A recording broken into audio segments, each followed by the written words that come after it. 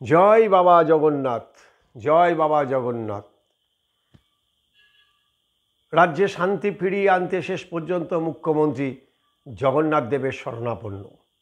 আর এই জগন্নাথ দেবের মন্দির উদ্বোধনকে কেন্দ্র করে ইতিমধ্যে সাজো সাজো রব সব জায়গাতে খবর চলে গেছে এবং যত পারো মানুষকে নিয়ে এসে দীঘাতে জড়ো করো।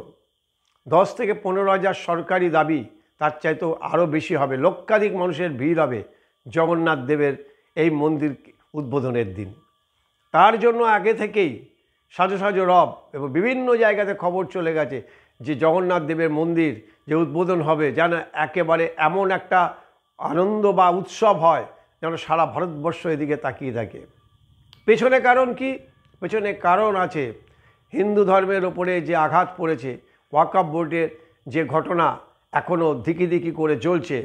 শামশেরগঞ্জ বা বিভিন্ন জায়গাতে সুতি, বিভিন্ন জায়গাতে ধুলিয়ান যে ঘটনা ঘটেছে, সেই ঘটনাকে এখন আপাতত চাপা দেওয়ার জন্য, সে ক্ষোভকে চাপা দেওয়ার জন্য জগন্নাথ দেবের শরণাপন্ন আমাদের রাজ্যের মুখ্যমন্ত্রী।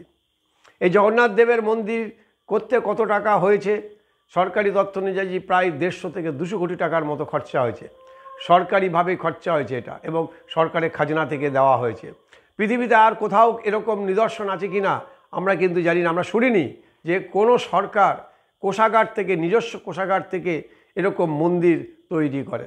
আমাদের মুখ্যমন্ত্রী করেছেন, সত্যিই তিনি অনন্য এবং বলার অপেক্ষা রাখে না যে সম্ভবত পৃথিবীতে এই প্রথম জননেত্রী এবং রাজ্যের প্রধান প্রশাসক যিনি সরকারি খরচে এরকম ধর্মীয় স্থান তৈরি করেন, ধর্মীয় মন্দির তৈরি করেছেন। এরপরে অন্য কিছু তিনি তৈরি করতে পারেন, কারণ ইতিমধ্যে দাবি উঠেছে যে জগন্নাথ দেবের যদি আপনি মন্দির করেন তাহলে একটা মসজিদ কেন করছেন না? এরপরে জগন্নাথ দেবের মন্দিরকে ঢাকা দেওয়ার জন্য একটা মসজিদ তিনি হয়তো করে ফেলতে পারেন। ঠিক যেভাবে ইমাম ভাতা দেওয়ার জন্য তিনি ব্রাহ্মণ ভাতা দেওয়া শুরু করেছেন। ফলে এই যে বনাম এবং বনাম, হিন্দু এবং মুসলমানের মধ্যে যে ব্যালেন্স রাখা, সেই ব্যালেন্স রাখতে গিয়েই মাঝে মধ্যে ব্যালেন্স হারিয়ে ফেলছেন এবং যে কারণে এই মুর্শিদাবাদের মতো ঘটনা ঘটছে।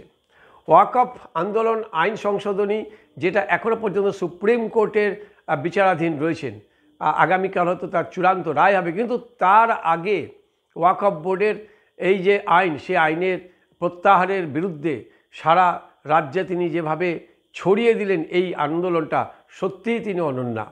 ভারতবর্ষের অন্য কোথাও ওয়াকফ আইন নিয়ে এরকমভাবে আন্দোলন হয়নি।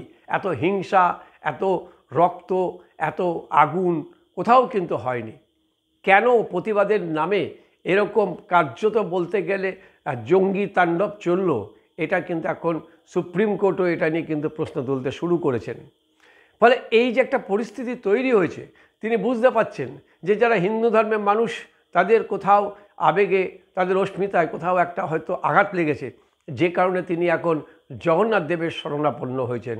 বাবা জগন্নাথ আমাদের রাজ্যকে শান্ত করুন, বাবা জগন্নাথ আপনি মুখ্যমন্ত্রীকে এই বিপদ থেকে রক্ষা করুন। এবং সবথেকে বড় হচ্ছে যে হিন্দুরা যাদেরকে যখন নিজেকে মনে করছেন যে আমরা এই রাজ্যে পরভূমি হয়ে গেছি, বাংলাদেশের মতো আমরাও এই রাজ্য ছেড়ে পালিয়ে যাব, ঠিক সেই সময় বাবা জগন্নাথ আপনি আমাদেরকে রক্ষা করুন, গোটা হিন্দু সমাজকে রক্ষা করুন। না হলে রাজ্যের মুখ্যমন্ত্রী বা তৃণমূল কংগ্রেস তারা থাকবে কি না যথেষ্ট সন্দেহ আছে। ফলে সব মিলিয়ে সমস্ত বিপদ, যত রকম বিপদ, আরজিকর, চাকরিহারা, ওয়াকফ এবং সামনে যত বিপদ আসছে, সব বিপদ থেকে রক্ষা করার জন্য বাবা জগন্নাথ আপনি মুখ্যমন্ত্রীকে রক্ষা করুন। এই রাজ্যের প্রতি আপনি সদয় হন এবং রাজ্যে শান্তি শৃঙ্খলা ফিরিয়ে আনুন।